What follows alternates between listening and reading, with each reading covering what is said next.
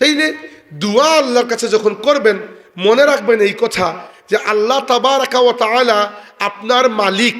আল্লাহর সাথে আপনার সম্পর্কটা দুনিয়ার অন্য সমস্ত সম্পর্কের ঊর্ধ্বে। এমন নয় যে আল্লাহর সাথে আপনি কোনো চুক্তি করেছেন যে এত টাকার কাজ করলে এত টাকা বেতন দিতে হবে, না। আল্লাহর কাছে আপনার সমস্ত প্রয়োজনকে খুলে বলবেন, এমনভাবে বলবেন যে আপনি অসহায়। আল্লাহর দেওয়ার উপর আপনার পুরো অস্তিত্ব, দুনিয়াতে আপনার থাকা বাঁচা মরা নির্ভর করে, এবং আসলেও তাই। তাই আল্লাহর কাছে চাওয়ার সময় কখনো বেখেয়াল হয়ে চাইবেন না। বেখেয়াল হয়ে দোয়া করলে কখনো দোয়া কবুল হয় না।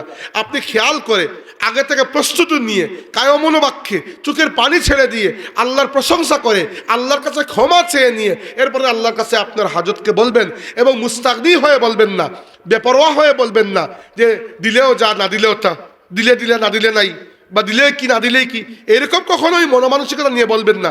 এই মন নিয়ে বলবেন যে আল্লাহ তোমার দেওয়ার উপর আমার অস্তিত্ব টিকে আছে, আমার এইটা প্রয়োজন, তুমি আমাকে দাও।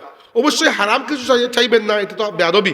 হালালই চাইবেন, কিন্তু যখন চাইবেন কায়মনোবাক্যে চাইবেন, এবং এই বিশেষ মুহূর্তগুলো খেয়াল রাখবেন।